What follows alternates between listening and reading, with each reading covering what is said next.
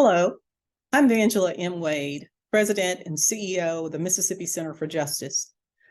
Most of you probably are all very familiar, certainly with MCJ, as many of you are partners and supporters. But just for those who may be joining us for the first time, MCJ is a public interest law firm committed to advancing racial, economic, and social justice. Our ongoing work covers housing, heirs property, healthcare, economic justice, and our impact litigation project includes voting rights and election rights, prisoners' rights, criminal justice reforms, reproductive rights, and discrimination. And yes, our work also includes education, equity, and opportunity. Thank you so much for joining us today for a briefing on MCJ's COVID-19 and Education Impact Report. You know, educational disparity across racial lines in Mississippi is no secret. In 2022, we launched a project to examine inequities in education that we believed would logically follow the long-term closure of schools, especially those with limited access to broadband and where they were already challenged by historical underfunding and being severely under-resourced. As early as March 2020, we believed the pandemic would exacerbate the education gap arising from Mississippi's legacy of segregation, discrimination, and underfunding of majority African-American school districts. Was that a stretch? No, we didn't think so. For in 2019, U.S. News ranked Mississippi 43rd of the nation's 50 states in pre-K through 12th grade education. It would stand to reason that a history of segregation and underfunding of African-American school districts for decades would mean certain disaster, coupled with the gaps created by the COVID-19 pandemic. Since March 2020, and after research and analysis of data, we are convinced, even more so, that our concerns were correct, particularly for the 12 school districts highlighted in the report. Ultimately, we cannot underestimate the long-term effects of school closures, poor access to both the internet and devices, and a dearth in wraparound support services such as tutors and online help resources. But Mississippi isn't alone. The findings are consistent with research and reports across the nation. To share the findings and our next steps, joining me today is Dr. Kim L. Wiley. Dr. Wiley is the Education Policy Analyst and Project Coordinator here at MCJ. She's a former educator who served for 10 years in both secondary and higher education. Kim later transitioned from education to research development across various fields. She earned a Bachelor's of Arts in English from Belhaven College, a Master's in Education from Mississippi College, and a Doctor of Philosophy in Curriculum and Instruction from Mississippi State University. So, Kim, across the nation, there are reports of learning loss arising from the closure of our schools during the pandemic. We've read the report, MCJ's COVID-19 and Education Impact Report, but tell us your processes and what the data revealed or tells us about the pandemic's continuing impact. But before you wade into the report, I want to ask our guests to please enter their questions into the chat box below. We will have a short 15-minute session for question and answers, or questions and answers or discussion when Dr. Wiley has completed the briefing. So now, Kim, what was the pandemic's impact on education, at least across the 12 school districts in the report? Thank you, Angela, for that introduction, and welcome to all of our virtual guests. I'm going to share my screen as I start to highlight some of the things that we learned from our COVID-19 and impact report.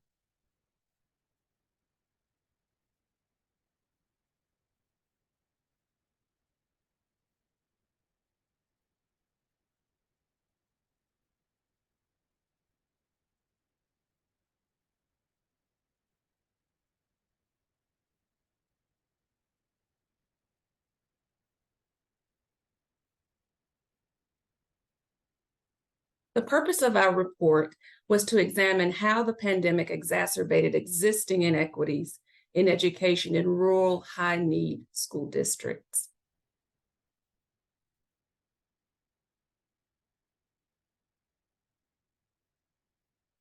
We used a mixed methods approach as our methodology for gathering data.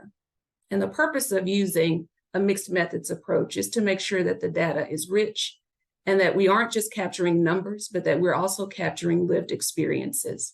So we looked at quantitative research and data from state and national databases with a focus on 12 public school districts in predominantly Black, rural, and high poverty municipalities in Mississippi. We also gathered qualitative information from focus groups that was conducted in several selected school districts to capture the lived experiences of participants.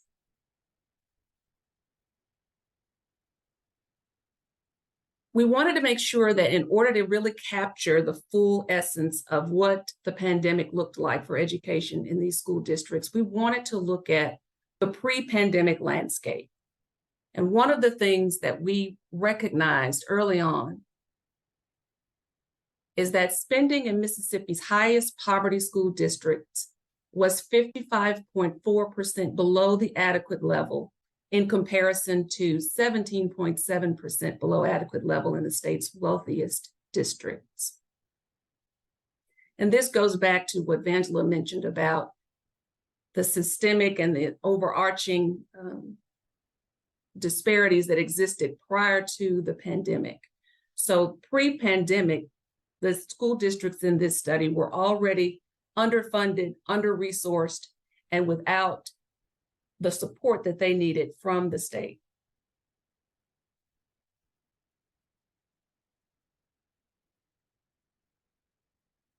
We chose 12 public school districts to include in this report, and we wanted to make sure that they shared the same type of demographics. So 90% of the student populations within these districts was made up of Black students. They were all located in primarily rural areas in Mississippi, with the exception of one urban school district.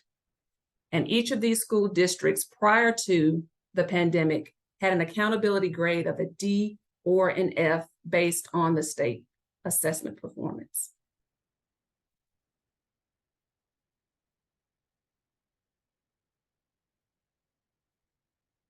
So once we identified our study sample, our report sample, we looked at 4 key focus areas: broadband access, COVID relief funding, learning loss, and social emotional impact.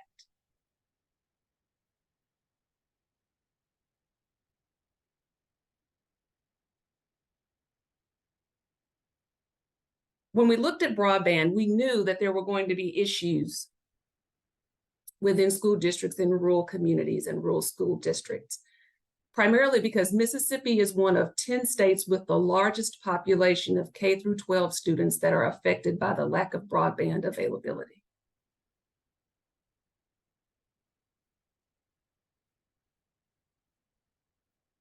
So what does that mean? It means that Mississippi has a digital equity issue that is prevalent, particularly in rural communities.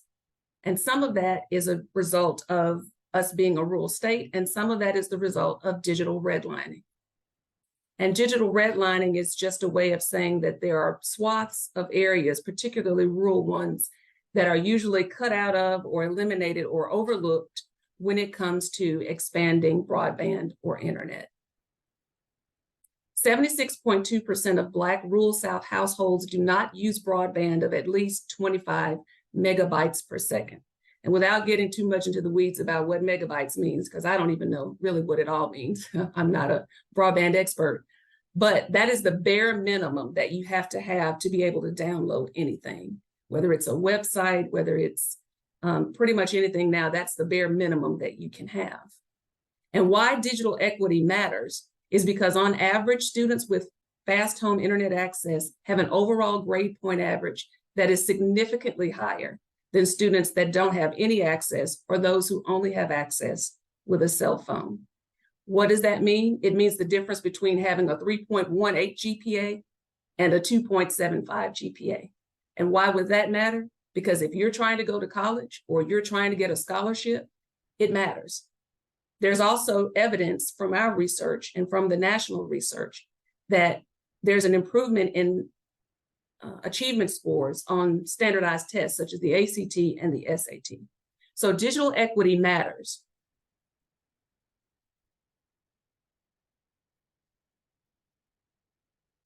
Two of the issues that we discovered in our research is that broadband access is twofold when it comes to how these issues look, what these issues look like in these communities. Affordability and availability were the two issues that stood out for us.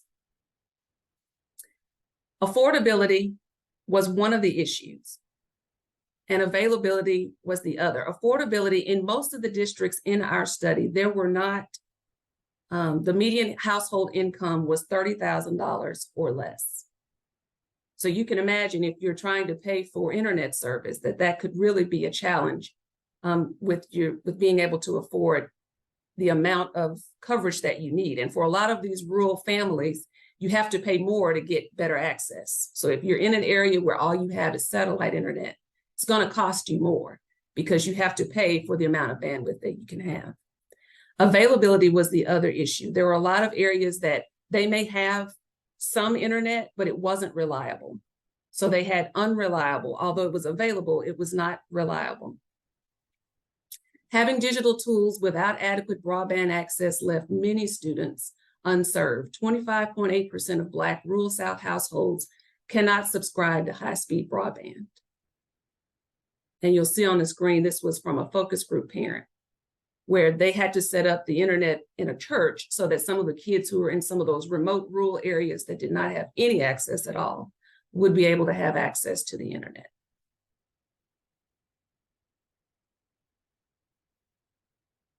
The second area that we looked at was COVID relief funding. And while state and federal COVID relief funding efforts helped, inequitable school funding prior to the pandemic made it challenging for districts to prioritize spending due to the expansive list of critical needs.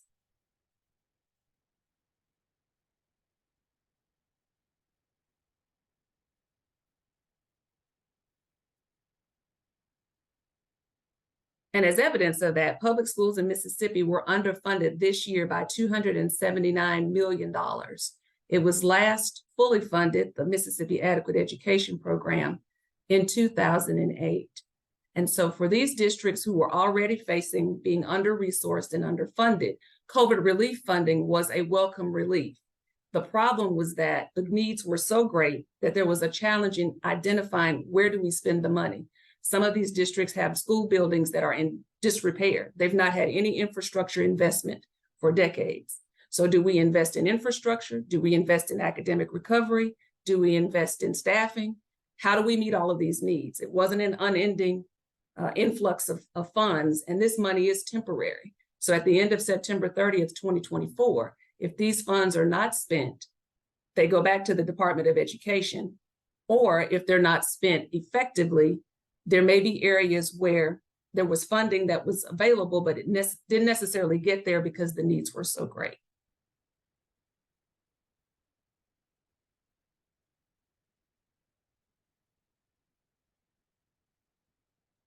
The next area we looked at was learning loss. And this is one that really sort of gets everybody's attention because we live in a world where education is test driven. Although test scores are a small part of what education is about, we know that it's the way it's designed. It's that we focus on test scores. So with many school districts seeing their state accountability grades improve, that was at the end of 2022, every district in this study, however, had proficiency levels that are far below the state average in math and English language arts.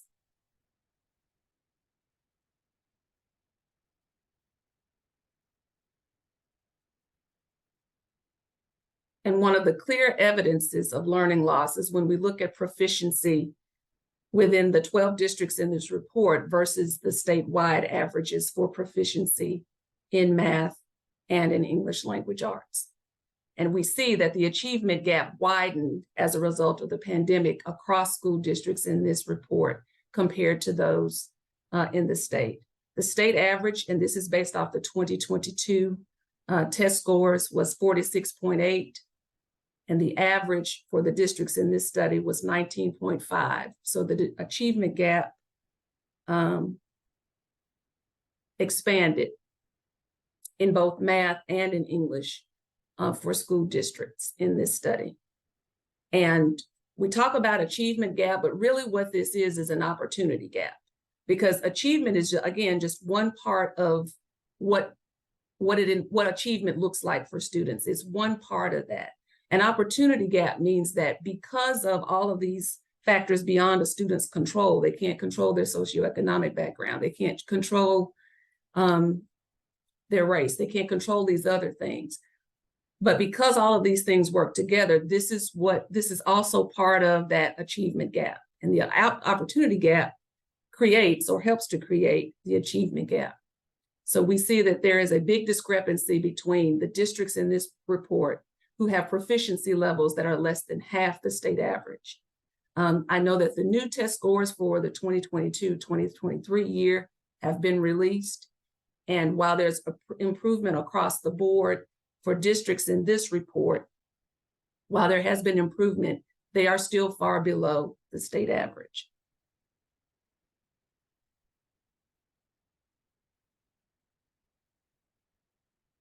And when you look at the achievement gap visually, you get a visual indication of just how wide the disparity is in English language arts and in math when you compare the statewide average to the average for districts in this report.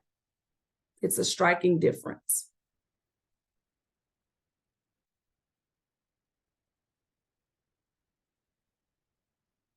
So we didn't want to just look at state data, we wanted to look at national data.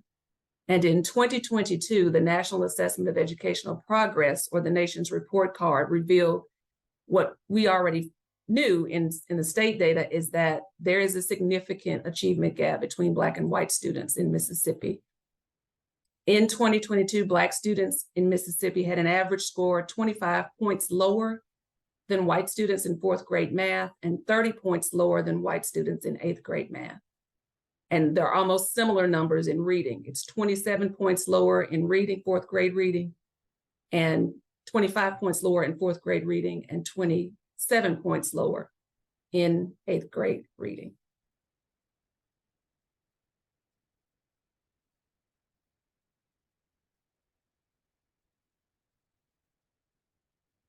One subgroup of students that we discovered was most impacted by the pandemic was students with disabilities. And part of that is because the school district is supposed to offer support services for students with disabilities within the school district. The issue is that for all of the districts in this report, 10 out of 12 of them had critical teacher shortages across multiple subjects, but primarily in special education. And so for students with disabilities, there was a huge decrease in support services, either because districts just did not have the resources to support them, or if there were students with disabilities with visual or hearing impairments, virtual learning wasn't an option.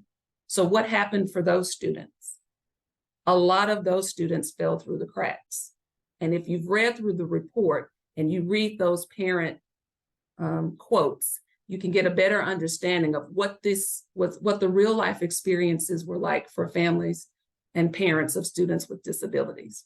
And they also saw a 12% increase in students testing at the 2 lowest levels, minimal and basic.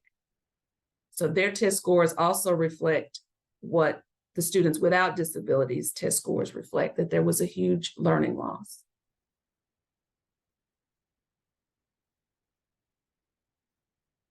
And then finally, we looked at the social emotional impact. And we know that all of us experienced social emotional impact from the pandemic. but particularly for students and families in these school districts, there was a significant impact. And what we recognized was that more sustainable funding across districts is required in order to address this issue, based on the fact that we already have a healthcare issue in Mississippi, and there are already clinics and hospitals closing in a lot of our rural communities.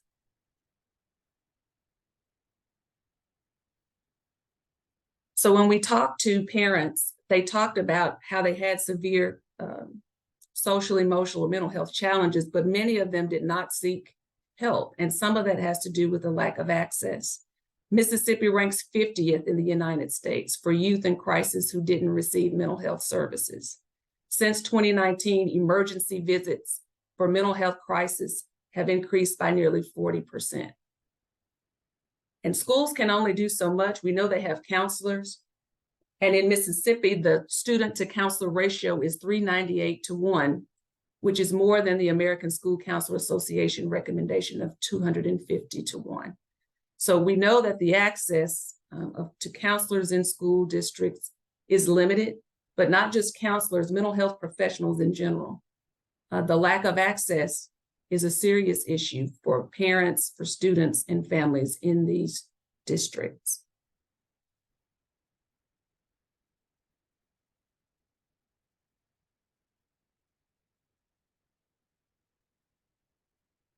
Prior to the pandemic, teen suicide in Mississippi increased by 96%, which means that even before the pandemic began, there was a mental health crisis, and the pandemic just sort of tipped it over the edge. And you can see from the quote on the screen that there were people not only dealing with not being in school, but the loss of life, the fears of the pandemic itself. All of these things sort of snowballed to create issues with mental health that are still with us and that these districts are still experiencing. We had our preview event in one of the communities that we serve, and there was a judge there who made note that I'm seeing more and more of these mental health issues in my youth court because there's nowhere for these kids to address these issues. There aren't enough mental health professionals. And so this is one of the main lingering impacts, along with learning loss, that we see in districts in this report.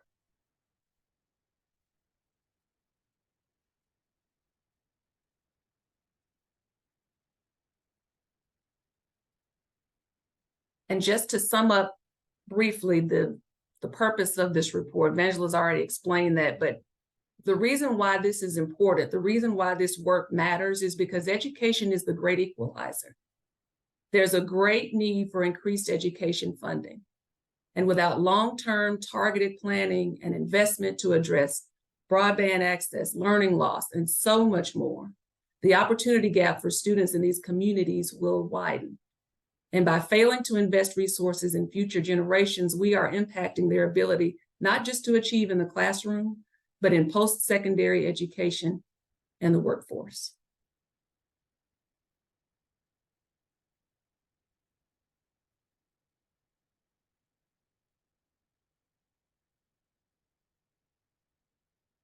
So the next question is, what's next? What do we do about it? What is MCJ doing about it?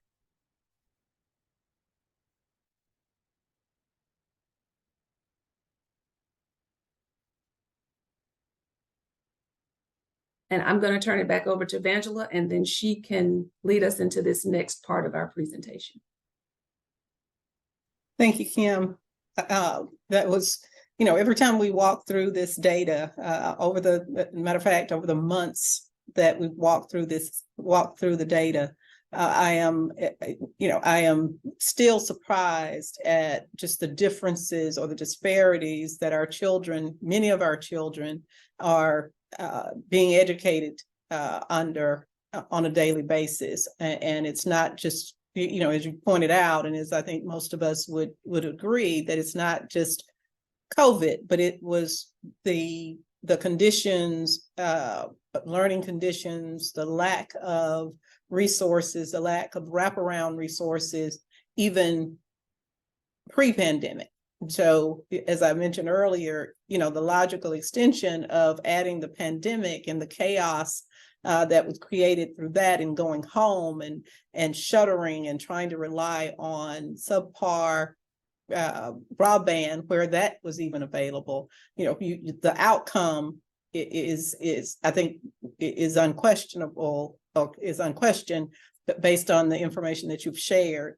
But as you said, we see the gaps, and we see the gaps in as we are looking at the data, and as being as transparent as we can be to help shine light on the actual data.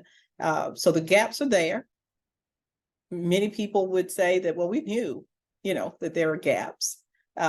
We've known that there are gaps. So now what? And as your slide said, as it cued this portion of our presentation up, what's next? Now that we have, brought this forward, we have, sort of put some skin in the game, as they would say. What's next? What is it that our education project will do in these gaps? Well, right off the top, MCJ is not the type of organization to just talk about the problem. Our goal is to always try to find some sort of solution. And so 2 projects were birthed out of this report that MCJ is actively starting. And the first one has to do with helping more families get connected to the internet. We received the FCC grant to expand or help expand the Affordable Connectivity Program. And so that project has already started, and families are already getting signed up. We have some families who are now able to get the internet at no cost at all. And so that was one of our projects that came out of this in our attempt to do our part to address this issue, as well as making sure that we are keeping abreast of the developments with the expansion of broadband in Mississippi through the BEAM office. And so trying to make sure that communities are not overlooked, trying to ensure that communities' voices are heard, and trying to make sure that those that are in leadership as part of BEAM are listening to the concerns of the communities within these districts and communities like them. The second one is an education advocacy project that is specifically targeted to help parents of children with disabilities. Again, I think this was the most disheartening part of this report, is learning how many children with disabilities receive no supports for over a year. And so our goal is to shore up support for parents by helping them become better advocates, by helping to educate them in order to lessen the knowledge gap. There's a lot of terminology that gets thrown around when parents are trying to get services or they have IEPs for their children. And very often there's a knowledge gap there. And so two of the purposes of this project is, one, to improve the knowledge gap, to help parents become better advocates, and to make sure that they know all of the processes and rights that they have, so that if there's an issue that arises or there are support services that they should be receiving, that they can advocate for those things for their children. And I think the other one is to use data, not just to make a shiny, fancy report, but to use data to show up support for making sure that we get people civically engaged, that these are the issues. Now that we know, we have data to back it up, it's not just us saying that it exists, we've proven that it does, to shore up civic engagement and to make sure that we require greater accountability for those who are education stakeholders and for our elected officials, to make sure that communities and districts like those in this report don't go ignored. And as you stated, MCJ over its 20-year history not been one to stand in the background or to necessarily wait until to wait to start the work. And for 20 years, we have done that. And for those of you who aren't aware, this is our 20-year anniversary. So we are honored to continue to stand stand in the gaps and to do the work where we can. Now, Kim, a few months ago, there was a report released regarding reading in Mississippi and the improvement of reading in Mississippi. And you and I both, discussed that report, and there was an opinion piece in the New York Times, I believe. And as we looked at that, my first question was, well, goodness, what has happened? Is the data that we're looking at, how does that differ from this report? And certainly where improvements are happening and where there are people and organizations and who are supporting that work, we certainly applaud that and want that to be told and want it to be so. So how does it differ from what your data says, what the report says, or is there a point of where we're talking apples and oranges?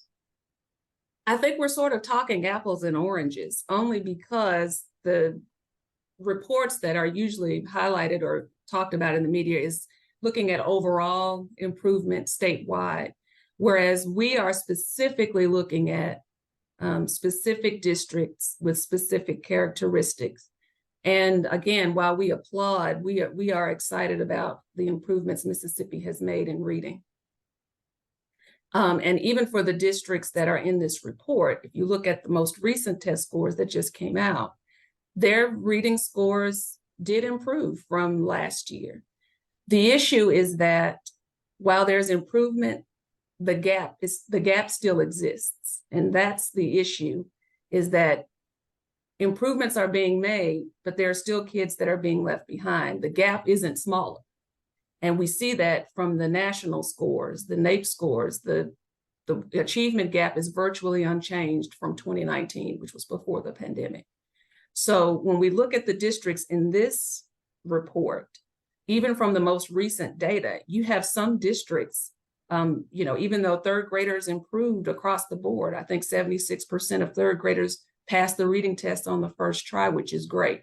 When we looked at the districts in our report, there are districts where 65% of their third graders did not pass the Literacy-Based Promotion Act. 62%, 57%, 51%. So in these particular school districts, the improvement, there is improvement, but the gap is still significant. And there are still significant numbers of kids that are scoring at the minimal level, which is the lowest level in reading, which is still above pre-pandemic scores in that category. So I think it's apples and oranges because we're looking at specific sets of districts, not overall statewide. And I think sometimes it's good to sort of look at the nuances between that because they're not the same, because the characteristics of the districts are not the same. Thank you for that. And I think let's go on into our question and answer session. And we've asked that if you have questions to please place them in the chat, and Mandisha Thornton, our communication and public relations specialist, will read those questions for Kim to provide a response. Good afternoon, everyone. Thank you, Dr. Wiley, for giving us that very extensive and data-driven delivery of research. Our first question comes from Mary Miller. She asked, how much COVID relief funding has still not been allocated in Mississippi, and how much is likely to be invested in public education, including broadband? Great question, Mary Miller. We know that based on our findings, the majority of ESSER funding, which is the COVID relief funding, the majority of that has been allocated for most of these school districts. There were 3 funding iterations. The third one, that's the one that most districts now are trying to hurry up and allocate and expend, because that, again, will expire at the end of September of 2024. So what we know is that the majority of the districts, a lot of their funding went toward building improvements, simply because the infrastructure had not been invested in so long. Now, where we are today, as far as how much what those figures look like in percentages, I don't have the up-to-date data for that, but based on the most recent data that was included in the report, we know that there's still a significant portion of those funds that have not been spent yet. And so that's why districts are now trying to really hone in and figure out what to do with it. Because again, if they don't allocate it or by September 2024, those funds go back to the Department of Education. And there are already people salivating, waiting to try and take those funds and use them for private vouchers and take money out of public schools. Thank you, Dr. Wiley. Our next question is from Mr. Boone. He thanks Vangela and Kim for this important briefing, powerful data and well presented. He is struck by the fact that the gap in funding and scores still exist, just like it always has in Mississippi. He asks, what is the solution there? Thank you, Mr. Boone. If I had the answer to that, I would be a rich woman. I think it comes first by something what I mentioned earlier about using data to shore up support. I think anybody who looks at the data in this report probably shares your sentiment. They're shocked that this exists. But because this isn't what's out there and this isn't what's promoted and it's not what we hear and see and talk about, a lot of people probably don't know that this is the reality. And so what it's going to take is a collective effort, getting people civically engaged, getting people to hold elected officials accountable, getting education stakeholders together to work collaboratively instead of in silos so that we have a louder voice, so that we can push back when they say, for instance, there's no money. We had a surplus this year and they still didn't fully fund education. And so this is where we have to really sort of work as a collective unit. It's not something MCJ can do solo. It has to be something where we take the data that we find and we use it to bring about social change. And Dr. Wiley, I think that leads very well into our next question, speaking of working together collectively. Mr. Boone asked again, what is the timing for the broadband expansion and when should we see the impact of that? Now, I wish that our data analyst, Samira Abaneme, was on the call because she is all things broadband. So I'm going to ask either Mandisha or Vangela, if you all want to chime in on this as well, you can. I don't know the specific timelines. I do know that very soon, the first round of funds will be released to internet service providers. And then that will sort of be the first step towards how this is unveiled or unrolled, or the first part of this process. It's a confusing process if you're not an internet service provider. We've done our best to try to engage with communities and let them know, hey, in order to make sure that you're counted, that you're included in this funding and in this expansion, you have to make sure that you have a community plan in place. You have to make sure that you are doing speed tests on the Beam website so that people in your community can say, yes, I have the internet or I don't, because that's what they're going to use as their guide for which areas are unserved and underserved. So that is underway. I don't know all the specifics about all the deadlines, but that's what's underway right now. Right. And I will add to that just very briefly that the state is responsible for creating a 5-year plan for rolling out this process and the granting process that the internet service providers, ISPs must follow in order to get their funding. So we are watching, just as we watched the funding and the processes during Katrina, when funds were being allocated to whether it was individuals or organizations, supposedly to, for reconstruction and rehab of properties. And we were there to stand in the gap to make sure that the people who were least likely to be a part of the process were able to get funds, close to $200 million by the time we were done with standing in the gap for them. So we expect to have to do the same. Right now, as Kim mentioned, we are working in coalition with other groups, but we also have on our staff Samira Abuname, who is our research analyst and who is she is our broadband, certainly our expert on broadband matters. And we are constantly looking at those issues, including the transparency or lack thereof of some of the Beam office and others that are responsible for this process. So we will continue to be a part of the process and to go into communities, not only with the ACP, the Affordable Connectivity Project, to connect, to help families and individuals sign up for these supplements, but also to make sure that people are aware of the various processes moving forward. Transparency is one of the key. The other is making sure that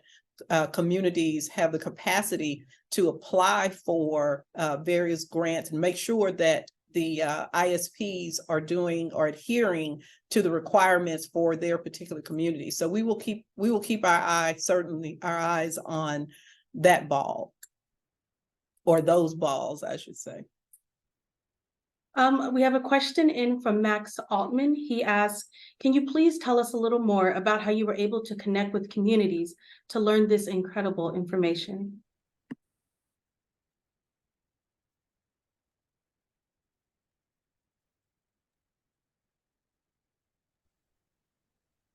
Okay. I think one of the things that was the most enjoyable for me in this process was getting to go into communities and talk with community members. And part of that process started with going to the community itself, going to community leaders, going to community members, making those connections, and just saying, can we sit down and have a conversation? And surprisingly, they had a lot to say and they wanted somebody to say it too. And so it was really sort of a welcoming invite from all the communities that we went to and that we conducted our focus groups in.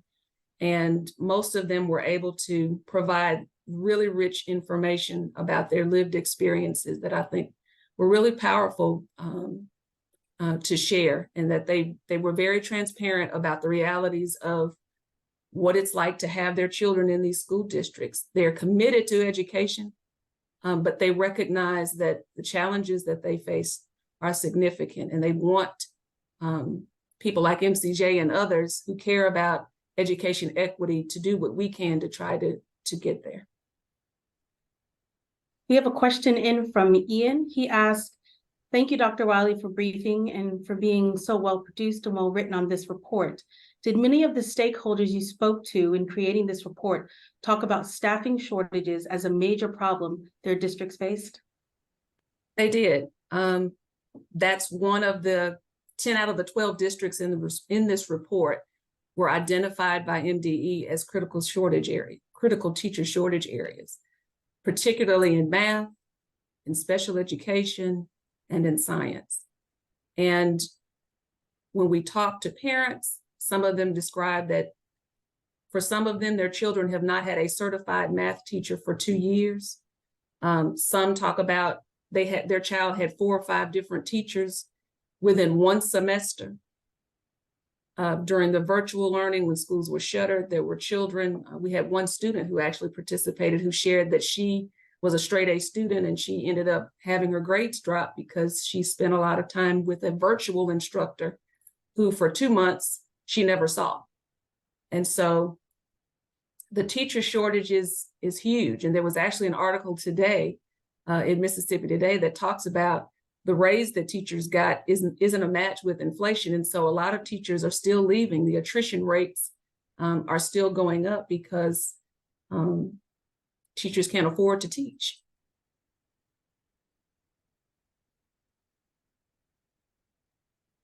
Okay, well, thank you so much, Dr. Wiley, for that wonderfully informative and very, very data-driven report. And we are so thankful that you were able to be here with us today. I will now pass it back to Dr. Wiley for some final remarks. I guess my final remarks would be, first of all, a thank you to our fearless leader, Ms. Vangela Wade, for entrusting this work to me. It was definitely a group effort. It wasn't something I did alone, but she entrusted me with this work, and it is such important work. It's such valuable work. And so thank you to Vangela for entrusting this work to me and giving me the support needed to make sure that we had everything at our disposal to do this work. Special thank you to Max Altman from the Southern Education Foundation, who was just instrumental in helping to support this work, as well as Samira Abeneme. She's not on the call, but she is our data analyst, as we mentioned earlier. But also to Mandisha and to our comms team for their support, and to everybody who took time out of your day to be a part of this virtual briefing today. Time's the most valuable asset that we have, so that you chose to spend it with us means a lot to me. So thank you.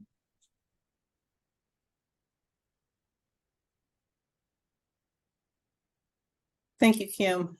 And I know that this has been this report, the report and the work, the focus groups, even during, while COVID may have been waning, you were going out and about across the state in these districts, meeting with parents and community organizations, community leaders to help gather the qualitative data for this report. So thank you for all that you've done to make sure that what we believed in 2020, when the doors were shutting or closing, the lights were turned off in schools, that there was going to be a lasting impact. And we didn't necessarily need national reports to tell us in Mississippi what that impact would be.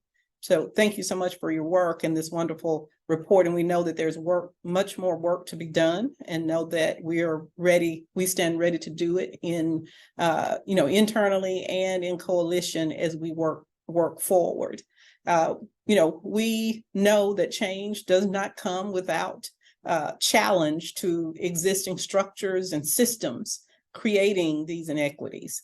And at MCJ, we are committed to working for change, to include fighting to remove the barriers and the systems standing in the way of sustainable change for every Mississippian, regardless of their zip code, their race, and/or their socioeconomic status. We are honored that each of you, our guests today, joined us, and that you too are committed for a better Mississippi for the underserved and the underestimated.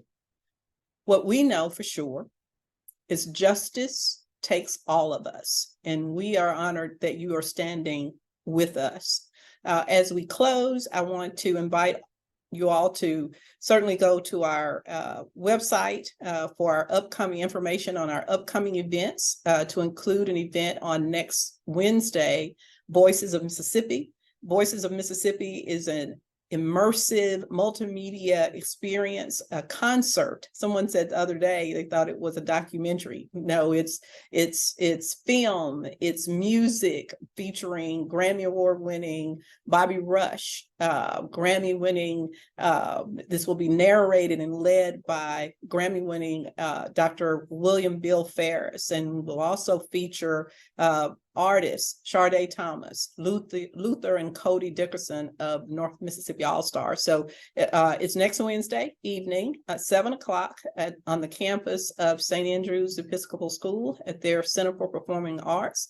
Starts at 7 o'clock, doors open at 6:30. So go to the website and check out the tickets, get your tickets and be there, or be square. Or is that something that they used to say in the olden days? Anyway, next event, our annual Champions of Justice Awards reception is October 26th, and it's at the Westin in Jackson. So you can find information also regarding the Champions of Justice event. And finally, in this sort of trilogy, fall trilogy, is the Great Mississippi Road Trip, which is an immersive journey through Mississippi where civil rights, legends took a stand and where history was made. We will visit many of the sites in the Delta associated with Emmett Till's murder, including 2 of those sites that are now part of the National Monument. We will also, in this trip, for our first time, be visiting the barn where the actual murder took place. So that's going to be a wonderful trip. We're looking forward to that. So please, there are a few tickets left. I think we have about 7, maybe 7 tickets left for that 3-day or 2.5-day experience. So you can find information about those on our website at mscenterforjustice.org.